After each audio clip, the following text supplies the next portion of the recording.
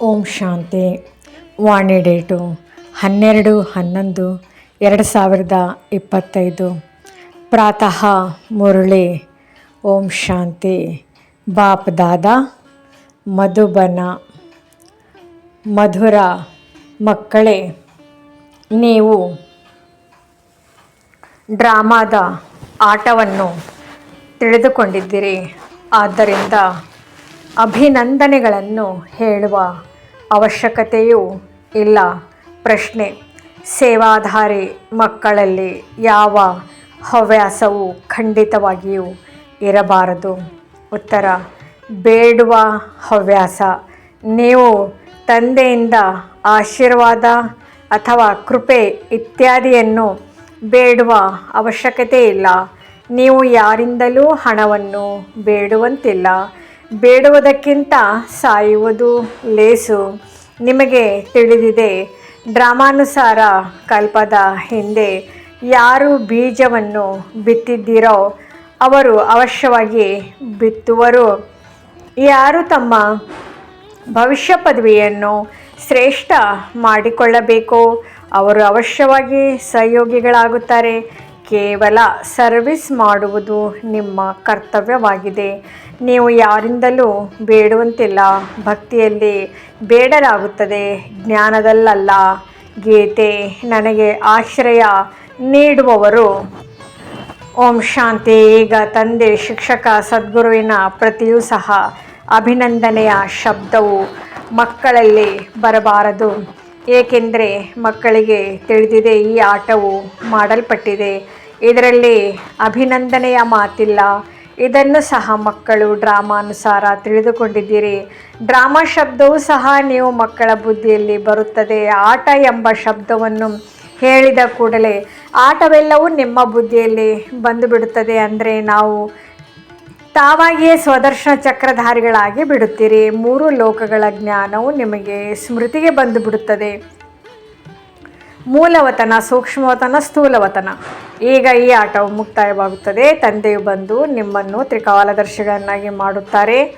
3 ಕಾಲಗಳು, 3 ಲೋಕಗಳು, ಆದಿ, ಮಧ್ಯ, ಅಂತ್ಯದ ರಹಸ್ಯವನ್ನು ತಿಳಿಸುತ್ತಾರೆ. ಕಾಲವೆಂದು ಸಮಯಕ್ಕೆ ಹೇಳಲಾಗುತ್ತದೆ. ಇವೆಲ್ಲ ಮಾತುಗಳನ್ನು ನೀವು ಬರೆದುಕೊಳ್ಳದಿದ್ದರೆ ನೆನಪಿನಲ್ಲಿ ಇರುವುದಿಲ್ಲ. ನೀವು ಮಕ್ಕಳು ಬಹಳಷ್ಟು ಅಂಶಗಳನ್ನು ಮರೆತು ಹೋಗುತ್ತೀರಿ. ಡ್ರಾಮಾದ ಕಾಲಾವಧಿಯನ್ನು ಸಹ ನೀವು ತಿಳಿದುಕೊಂಡಿದ್ದೀರಿ. ನೀವು ತ್ರಿನೇತ್ರಿ, ತ್ರಿಕಾಲದರ್ಶಿಗಳಾಗುತ್ತೀರಿ. ನಿಮಗೆ ಜ್ಞಾನದ 3ನೇ ನೇತ್ರವೂ ಸಿಗುತ್ತದೆ. ಎಲ್ಲದಕ್ಕಿಂತ ದೊಡ್ಡ ಮಾತೇನೆಂದರೆ ನೀವೀಗ ಆಸ್ತಿಕರಾಗಿ ಬಿಡುತ್ತೀರಿ. ಇಲ್ಲದಿದ್ದರೆ ನೀವು ನಿರ್ಧನಿಕರಾಗಿದ್ದೀರಿ. ಈ ಜ್ಞಾನವು ನೀವು ಮಕ್ಕಳಿಗೆ ಸಿಗುತ್ತದೆ. ವಿದ್ಯಾರ್ಥಿಗಳ ಬುದ್ಧಿಯಲ್ಲಿ ಸದಾ ಜ್ಞಾನ ಮಂಥನವಿರುತ್ತದೆ. ಇದು ಜ್ಞಾನವಲ್ಲವೇ? ಡ್ರಾಮಾನುಸಾರ ಸರ್ವಶ್ರೇಷ್ಠ ತಂದೆ ಜ್ಞಾನವನ್ನು ಕೊಡುತ್ತಾರೆ. ಡ್ರಾಮಾ ಶಬ್ದವು ನಿಮ್ಮ ಬಾಯಿಂದಲೇ ಬರುತ್ತದೆ. ಅದರಲ್ಲಿಯೂ ಯಾವ ಮಕ್ಕಳು ಸೇವೆಯಲ್ಲಿ ತತ್ಪರರಾಗಿರುತ್ತಾರೆ ಅವರ ಬಾಯಿಂದಲೇ ಬರುತ್ತದೆ. ನೀವೀಗ ತಿಳಿದುಕೊಂಡಿದ್ದೀರಿ, ನಾವು ಅನಾಥರಾಗಿದ್ದೆವು. ಈಗ ಬೇಹದ್ದಿನ ಧಣಿ ಮಾಲೀಕ ಸಿಕ್ಕಿದ್ದಾರೆ, ಆದ್ದರಿಂದ ಧನಿಕರಾಗಿದ್ದೇವೆ. ಮೊದಲು ನೀವು ಬೇಹದ್ದಿನ ಅನಾಥರಾಗಿದ್ದಿರಿ. ಬೇಹದ್ದಿನ ತಂದೆಯು ಬೇಹದ್ದಿನ ಸುಖ ಕೊಡುವರಾಗಿದ್ದಾರೆ. ಇಂತಹ ಸುಖ ಕೊಡುವ ತಂದೆಯು ಮತ್ಯಾರೂ ಇರುವುದಿಲ್ಲ. ಹೊಸ ಪ್ರಪಂಚ ಮತ್ತು ಹಳೆಯ ಪ್ರಪಂಚ ಇದೆಲ್ಲವೂ ನೀವು ಮಕ್ಕಳ ಬುದ್ಧಿಯಲ್ಲಿದೆ. ಆದರೆ ಇದನ್ನು ಅನ್ಯರಿಗೂ ಯಥಾರ್ಥ ರೀತಿಯಿಂದ ತಿಳಿಸಿರಿ. ಅದರಿಂದ ಅವರು ಈ ಈಶ್ವರ್ಯ ಸೇವೆಯಲ್ಲಿ ತೊಡಗಲಿ. ಪ್ರತಿಯೊಬ್ಬರಿಗೂ ತಮ್ಮದೇ ಆದ ಪರಿಸ್ಥಿತಿಗಳಿರುತ್ತವೆ. ಯಾರು ನೆನಪಿನ ಯಾತ್ರೆಯಲ್ಲಿರುವರೋ ಅವರೇ ತಿಳಿಸಬಲ್ಲರು. ನೆನಪಿನಿಂದಲೇ ಬಲ ಸಿಗುತ್ತದೆ ಅಲ್ಲವೇ? ತಂದೆಯು ಬಹಳ ಹರಿತವಾದ ಖಡ್ಗವಾಗಿದ್ದಾರೆ. ಅಂದ ಮೇಲೆ ನೀವು ಮಕ್ಕಳು ಸಹ ಯೋಗದಿಂದ ಹರಿತವನ್ನು ತುಂಬಿಸಿಕೊಳ್ಳಬೇಕಾಗಿದೆ. ಯೋಗ ಬಲದಿಂದಲೇ ನೀವು ವಿಶ್ವದ ರಾಜ್ಯಭಾಗ್ಯವನ್ನು ಪಡೆಯುತ್ತೀರಿ. ಯೋಗದಿಂದಲೇ ಬಲ ಸಿಗುತ್ತದೆ, ಜ್ಞಾನದಿಂದಲ್ಲ. ಮಕ್ಕಳಿಗೆ ತಿಳಿಸಿದ್ದೇನೆ, ಜ್ಞಾನವು ಆದಾಯದ ಮೂಲವಾಗಿದೆ. ಯೋಗಕ್ಕೆ ಬಲವೆಂದು ಹೇಳಲಾಗುತ್ತದೆ. ಅಂದಾಗ ಯೋಗವು ಒಳ್ಳೆಯದು ಅಥವಾ ಜ್ಞಾನವು ಒಳ್ಳೆಯದು? ಯೋಗವೇ ಪ್ರಸಿದ್ಧವಾಗಿದೆ. ಯೋಗ ಅರ್ಥಾತ್ ತಂದೆಯ ನೆನಪು. ತಂದೆ ತಿಳಿಸುತ್ತಾರೆ, ಈ ನೆನಪಿನಿಂದಲೇ ನಿಮ್ಮ ಪಾಪಗಳು ಕಳೆಯುತ್ತವೆ. ಆದ್ದರಿಂದ ಯೋಗಕ್ಕಾಗಿಯೇ ತಂದೆಯು ಒತ್ತು ಕೊಟ್ಟು ಹೇಳುತ್ತಾರೆ. ಜ್ಞಾನವು ಬಹಳ ಸಹಜ ಮಾತಾಗಿದೆ. ಭಗವಾನ್ ವಾಚ್, ನಾನು ನಿಮಗೆ ಸಹಜ ಜ್ಞಾನವನ್ನು ತಿಳಿಸುತ್ತೇನೆ, 84 ಜನ್ಮಗಳ ಚಕ್ರದ ಜ್ಞಾನವನ್ನು ತಿಳಿಸುತ್ತೇನೆ. ಇದರಲ್ಲಿ ಎಲ್ಲವೂ ಬಂದು ಬಿಡುತ್ತದೆ. ಇತಿಹಾಸ ಭೂಗೋಳವಲ್ಲವೇ? ಜ್ಞಾನ ಮತ್ತು ಯೋಗ 2 ಸೆಕೆಂಡಿನ ಕೆಲಸವಾಗಿದೆ. ಕೇವಲ ನಾವು ಆತ್ಮರಾಗಿದ್ದೇವೆ. ನಾವು ತಂದೆಯನ್ನು ನೆನಪು ಮಾಡಬೇಕಾಗಿದೆ. ಆದರೆ ಇದರಲ್ಲಿಯೇ ಪರಿಶ್ರಮವಿದೆ. ನೆನಪಿನ ಯಾತ್ರೆಯಲ್ಲಿದ್ದಾಗ ಶರೀರದ ವಿಸ್ಮೃತಿಯಾಗುತ್ತಾ ಹೋಗುತ್ತದೆ. ಗಂಟೆಗಟ್ಟಲೆ ಹೀಗೆ ಆಶ್ಚರ್ಯವಾಗಿ ಕುಳಿತುಕೊಂಡ್ರೆ ಆಗ ಎಷ್ಟು ಪಾವನರಾಗಿ ಬಿಡುವಿರಿ. ಮನುಷ್ಯರು ಕೇವಲ 6 ಗಂಟೆ, ಕೆಲವರು 8 ಗಂಟೆಗಳು ನಿದ್ರೆ ಮಾಡುತ್ತಾರೆ. ಅಂದರೆ ಆಶ್ಚರ್ಯವಾಗಿ ಬಿಡುತ್ತಾರಲ್ಲವೇ? ಆ ಸಮಯದಲ್ಲಿ ಯಾವುದೇ ವಿಕರ್ಮವಾಗುವುದಿಲ್ಲ. ಆತ್ಮವು ಸುಸ್ತಾಗಿ ಮಲಗಿಬಿಡುತ್ತದೆ. ಆದರೆ ಇದರಿಂದ ಪಾಪ ವಿನಾಶವಾಗುತ್ತದೆ ಎಂದಲ್ಲ. ಇದು ಕೇವಲ ನಿದ್ರೆಯಾಗಿದೆ. ಈ ಸಮಯದಲ್ಲಿ ಯಾವುದೇ ವಿಕರ್ಮವಾಗುವುದಿಲ್ಲ. ನಿದ್ರೆ ಮಾಡದಿದ್ದರೆ ಪಾಪವನ್ನೇ ಮಾಡುತ್ತಿರುತ್ತಾರೆ. ಆದ್ದರಿಂದ ನಿದ್ರೆಯೂ ಸಹ ಒಂದು ಸುರಕ್ಷತೆಯಾಗಿದೆ. ಇಡೀ ದಿನ ಸೇವೆ ಮಾಡಿ ಆತ್ಮವು ನಾನೀಗ ಮಲಗುತ್ತೇನೆ, ಆಶ್ಚರ್ಯವಾಗಿ ಬಿಡುತ್ತೇನೆಂದು ಹೇಳುತ್ತದೆ. ನಿಮಗೆ ಶರೀರವಿದ್ದರೂ ಸಹ ಆಶ್ಚರ್ಯವಾಗಬೇಕಾಗಿದೆ. ನಾನು ಆತ್ಮ ಈ ಶರೀರದಿಂದ ಭಿನ್ನ ಶಾಂತ ಸ್ವರೂಪನಾಗಿದ್ದೇನೆ. ಆತ್ಮದ ಮಹಿಮೆಯನ್ನು ಮನುಷ್ಯರು ಎಂದೂ ಕೇಳಿರುವುದಿಲ್ಲ. ಆತ್ಮವು ಸಚ್ಚಿತ್ ಆನಂದ ಸ್ವರೂಪನಾಗಿದೆ. ಸಚ್ಚಿತ್ ಪರಮಾತ್ಮನು ಸತ್ಯ ಚೈತನ್ಯನಾಗಿದ್ದಾರೆ, ಸುಖ ಶಾಂತಿಯ ಸಾಗರನಾಗಿದ್ದಾರೆಂದು ಮಹಿಮೆ ಮಾಡುತ್ತಾರೆ. ಮತ್ತು ನಿಮಗೆ ಅದೆಲ್ಲದರಲ್ಲಿ ಮಾಸ್ಟರ್ ಎಂದು ಹೇಳುತ್ತಾರೆ. ಅಂದಾಗ ತಂದೆಯು ಯುಕ್ತಿಗಳನ್ನು ತಿಳಿಸುತ್ತಿರುತ್ತಾರೆ. ಈ ರೀತಿಯೂ ಅಲ್ಲ. ಇಡೀ ದಿನ ನಿದ್ರೆ ಮಾಡಬೇಕಂತಲ್ಲ, ನೀವು ನೆನಪಿನಲ್ಲಿದ್ದು ಪಾಪ ವಿನಾಶ ಮಾಡಿಕೊಳ್ಳಬೇಕಾಗಿದೆ. ಎಷ್ಟು ಸಾಧ್ಯವೋ ತಂದೆಯನ್ನು ನೆನಪು ಮಾಡಬೇಕಾಗಿದೆ. ನಮ್ಮ ತಂದೆಯು ಮೇಲಿನಿಂದ ದಯೆ ಅಥವಾ ಕೃಪೆ ಮಾಡುತ್ತಾರೆಂದಲ್ಲ, ಅವರ ಗಾಯನವಿದೆ. ದಯಾ ಹೃದಯ ಚಕ್ರವರ್ತಿ ತಮೋ ಪ್ರಧಾನರಿಂದ ಸತೋ ಪ್ರಧಾನರನ್ನಾಗಿ ಮಾಡುವುದು ಅವರ ಪಾತ್ರವಿದೆ. ಭಕ್ತರು ಮಹಿಮೆ ಮಾಡುತ್ತಾರೆ, ನೀವು ಮಾಡುವುದಿಲ್ಲ. ಆದ್ದರಿಂದ ದಿನ ಪ್ರತಿದಿನ ಹಾಡು ಮೊದಲಾದವುಗಳು ಸಹ ಕಡಿಮೆಯಾಗತೊಡಗುತ್ತದೆ. ಶಾಲೆಯಲ್ಲಿ ಎಂದಾದರೂ ಯಾವಾಗಲೂ ಹಾಡುಗಳನ್ನು ಹಾಡುತ್ತಾರೆ. ಮಕ್ಕಳು ಶಾಂತಿಯಿಂದ ಕುಳಿತಿರುತ್ತಾರೆ. ಶಿಕ್ಷಕರು ಬಂದಾಗ ಎದ್ದು ನಿಲ್ಲುತ್ತಾರೆ, ನಂತರ ಕುಳಿತುಕೊಳ್ಳುತ್ತಾರೆ. ಈ ತಂದೆಯು ತಿಳಿಸುತ್ತಾರೆ, ನನಗಂತೂ ಓದಿಸುವ ಪಾತ್ರವು ಸಿಕ್ಕಿದೆ. ಅಂದ ಮೇಲೆ ಓದಿಸಲೇಬೇಕಾಗಿದೆ. ನೀವು ಮಕ್ಕಳು ಎದ್ದು ನಿಲ್ಲುವ ಅವಶ್ಯಕತೆಯೂ ಇಲ್ಲ. ಆತ್ಮವು ಕುಳಿತು ಕೇವಲ ಕೇಳಬೇಕಾಗಿದೆ. ನಿಮ್ಮ ಮಾತುಗಳು ಇಡೀ ಪ್ರಪಂಚಕ್ಕಿಂತ ಭಿನ್ನವಾಗಿದೆ. ಅಲ್ಲಿ ನೀವೇನು ಎದ್ದು ನಿಲ್ಲಬೇಡಿ ಎಂದು ಮಕ್ಕಳಿಗೆ ಹೇಳುತ್ತಾರೆ, ಹೇಳುವುದಿಲ್ಲ. ಅದೆಲ್ಲವನ್ನು ಭಕ್ತಿ ಮಾರ್ಗದಲ್ಲಿ ಮಾಡುತ್ತಾರೆ. ಇಲ್ಲಿ ಅಲ್ಲ. ತಂದೆಯು ಸ್ವಯಂ ತಾನೇ ಎದ್ದು ನಮಸ್ತೆ ಮಾಡುತ್ತಾರೆ.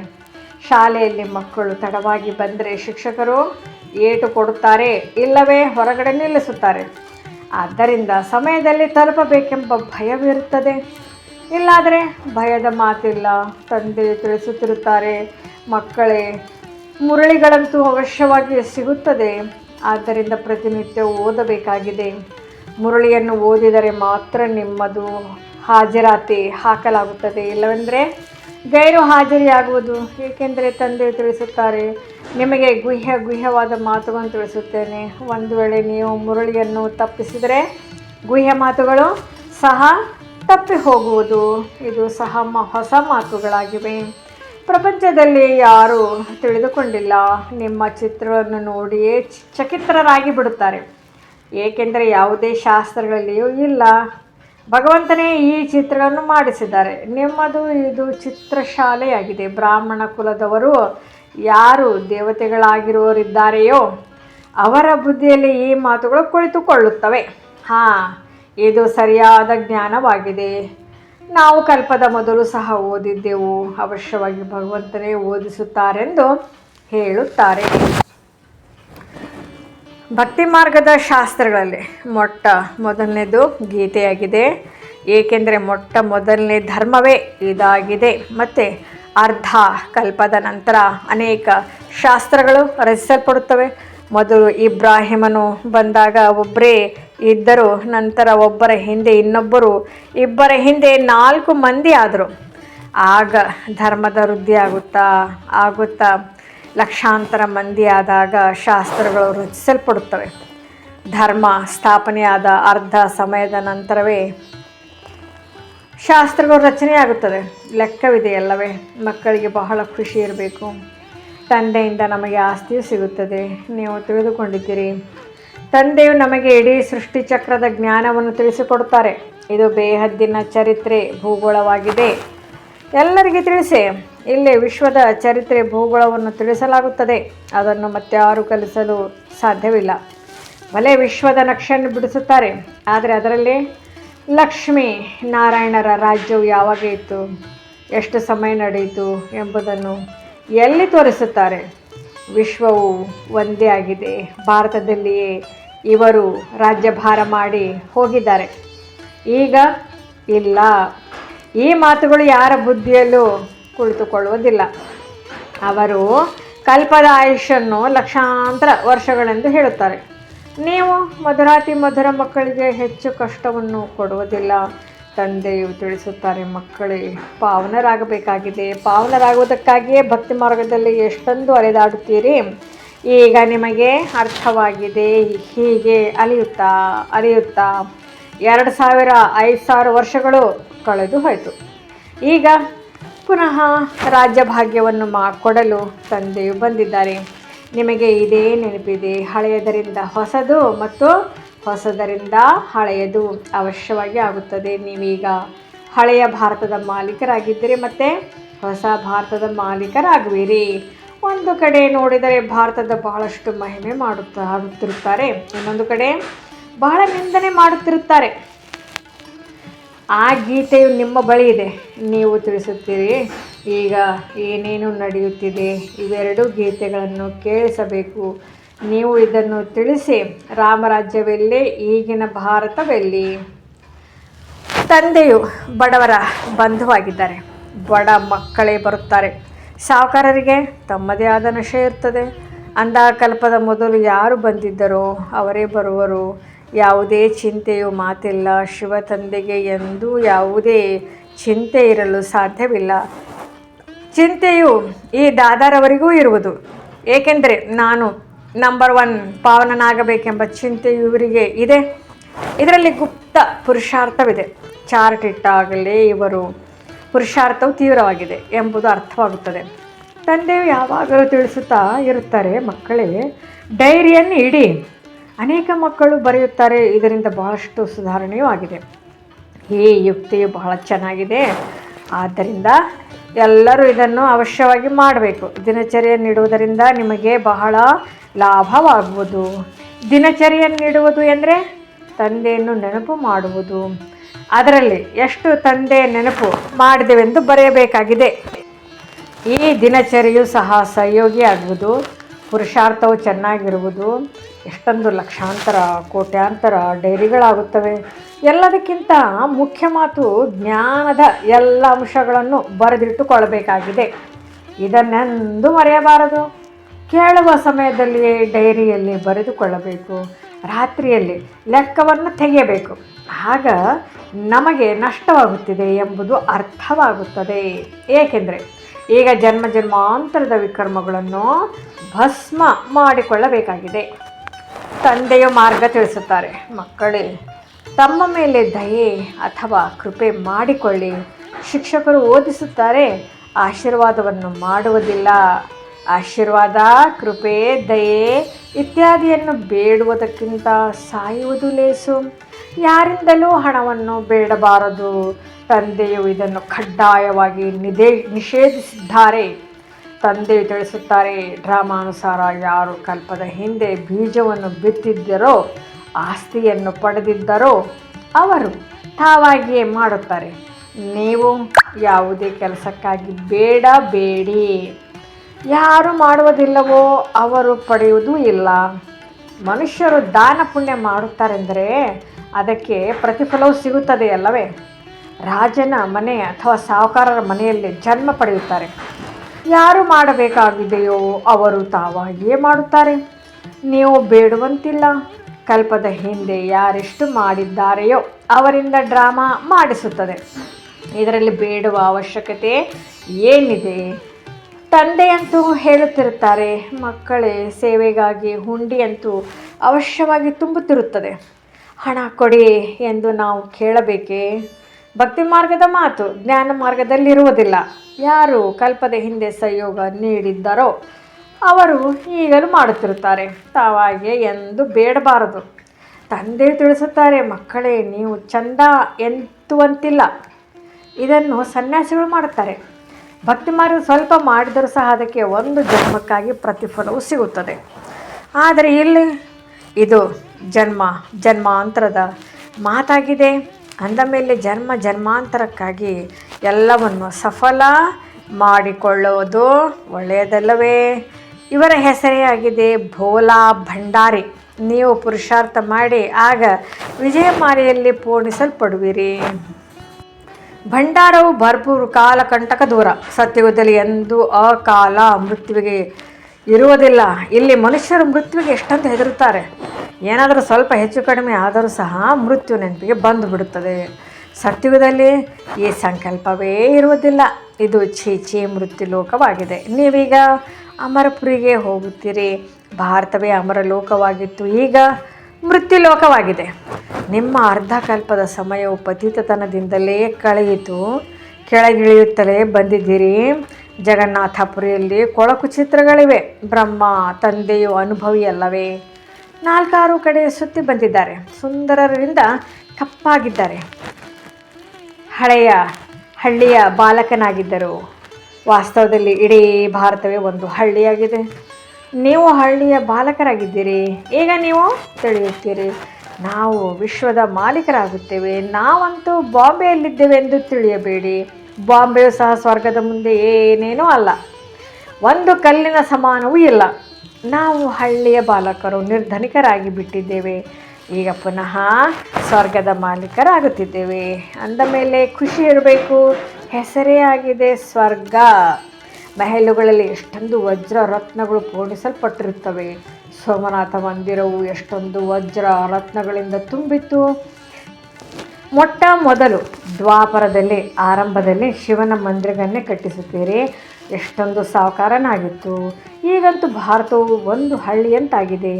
ಸತ್ಯುಗದಲ್ಲಿ ಬಹಳ ಸಂಪದ್ಭರಿತವಾಗಿತ್ತು. ಪ್ರಪಂಚದಲ್ಲಿ ಈ ಮಾತುಗಳನ್ನು ನಿಮ್ಮ ವಿನಃ ಯಾರೂ ತಿಳಿದುಕೊಂಡಿಲ್ಲ.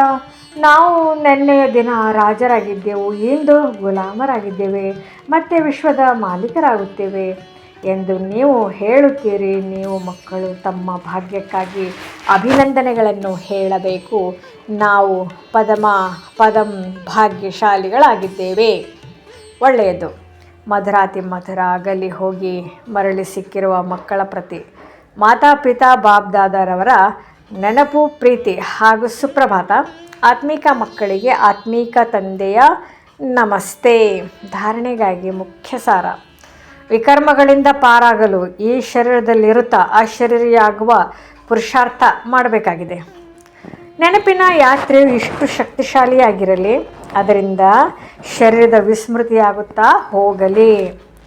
2ನೇದು, ಜ್ಞಾನದ ಮಂಥನ ಮಾಡಿ ಆಸ್ತಿಕರಾಗಬೇಕಾಗಿದೆ. ಮುರಳಿಯನ್ನೆಂದು ತಪ್ಪಿಸಬಾರದು. ತನ್ನ ಉನ್ನತಿಗಾಗಿ ಡೈರಿಯಲ್ಲಿ ನೆನಪಿನ ಚಾರ್ಟನ್ನು ಬರೆದುಕೊಳ್ಳಬೇಕಾಗಿದೆ.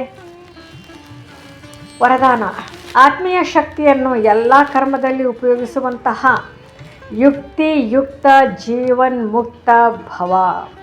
ಈ ಬ್ರಾಹ್ಮಣ ಜೀವನದ ವಿಶೇಷತೆಯಾಗಿದೆ. ಆತ್ಮೀಯತೆಯ ಶಕ್ತಿಯಿಂದಲೇ ಸ್ವಯಂವನ್ನು ಹಾಗೂ ಸರ್ವರನ್ನು ಪರಿವರ್ತನೆ ಮಾಡಲು ಸಾಧ್ಯ. ಈ ಶಕ್ತಿಯಿಂದ ಅನೇಕ ಪ್ರಕಾರದ ಶಾರೀರಿಕ ಬಂಧನಗಳಿಂದ ಮುಕ್ತಿ ದೊರಕುವುದು. ಆದರೆ ಯುಕ್ತರಾಗಿ ಎಲ್ಲ ಕರ್ಮದಲ್ಲಿ ಸಡಿಲ ಆಗುವ ಬದಲಾಗಿ ಆತ್ಮೀಯ ಶಕ್ತಿಯನ್ನು ಉಪಯೋಗಿಸಿ ಮನಸ ವಾಚ ಕರ್ಮಣ 3ರಲ್ಲಿಯೂ ಜೊತೆಯಲ್ಲಿ ಆತ್ಮೀಯತೆಯ ಶಕ್ತಿಯ ಅನುಭವ ಆಗಲಿ. ಯಾರು ಈ 3ರಲ್ಲಿಯೂ ಯುಕ್ತರಾಗಿರುತ್ತಾರೆ ಅವರೇ ಜೀವನ್ಮುಕ್ತರಾಗಿರುತ್ತಾರೆ. ಸ್ಲೋಗನ್: ಸತ್ಯತೆಯ ವಿಶೇಷತೆಯ ಮೂಲಕ ಖುಷಿ ಮತ್ತು ಶಕ್ತಿಯ ಅನುಭೂತಿ ಮಾಡುತ್ತಾ ಹೋಗಿ. ಅವ್ಯಕ್ತ ಸೂಚನೆ: ಅಶರೀರಿ ಅಥವಾ ವಿದೇಹಿ ಸ್ಥಿತಿಯ ಅಭ್ಯಾಸ ಹೆಚ್ಚಿಸಿ. ಏನೆಲ್ಲ ಪರಿಸ್ಥಿತಿಗಳು ಬರುತ್ತಿದೆ ಹಾಗೂ ಬರಲಿದೆ, ಅದಕ್ಕಾಗಿಯೇ ವಿದೇಹಿ ಸ್ಥಿತಿಯ ಅಭ್ಯಾಸ ಬಹಳ ಬೇಕಾಗಿದೆ. ಆದ್ದರಿಂದ ಬೇರೆ ಎಲ್ಲ ಮಾತುಗಳನ್ನು ಬಿಟ್ಟು ಹೀಗಾಗಿ ಬಿಟ್ಟರೆ, ಹಾಗಾಗಿ ಬಿಟ್ಟರೆ ಏನು ಆಗೋದು? ಈ ಪ್ರಶ್ನೆಗಳನ್ನು ಬಿಟ್ಟು ಬಿಡಿ. ಈಗ ವಿದೇಹಿ ಸ್ಥಿತಿ ಅಭ್ಯಾಸವನ್ನು ಹೆಚ್ಚಿಸಿಕೊಳ್ಳಿ. ವಿದೇಹಿ ಮಕ್ಕಳಿಗೆ ಯಾವುದೇ ಪರಿಸ್ಥಿತಿ ಏರುಪೇರು ಪ್ರಭಾವ ಬೀರುವುದಿಲ್ಲ. ಓಂ ಶಾಂತಿ.